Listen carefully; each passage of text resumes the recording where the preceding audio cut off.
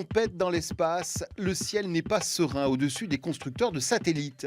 Et le site de Thales Alenia Space à Cannes, 2100 salariés, 500 sous-traitants directs, pourraient bien subir des turbulences. À ce stade, aucun plan social n'est annoncé par la direction.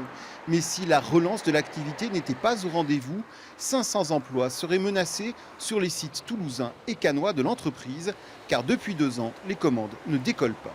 Nos deux marchés de satellites qui sont les télécoms d'un côté et l'observation et la science d'autre part sont des marchés qui en ce moment sont à tonnes. D'habitude, les opérateurs commandent une vingtaine de satellites par an, 20 à 25, et là, depuis 2 ans, il n'y en a que 8 qu'on a à se partager entre 3 ou 4 grands constructeurs mondiaux.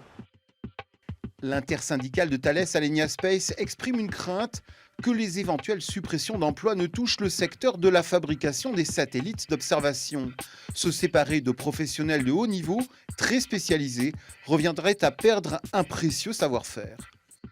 Aujourd'hui, ces compétences, elles sont essentiellement au niveau des opticiens et des architectes au niveau des satellites d'observation. Si l'on perd ces compétences-là, qu'elles vont à l'étranger par exemple, pour être dans le cas le pire, à ce moment-là, nous ne serons plus capables de fabriquer des satellites d'observation militaires pour la France. Plusieurs gros contrats sont en attente.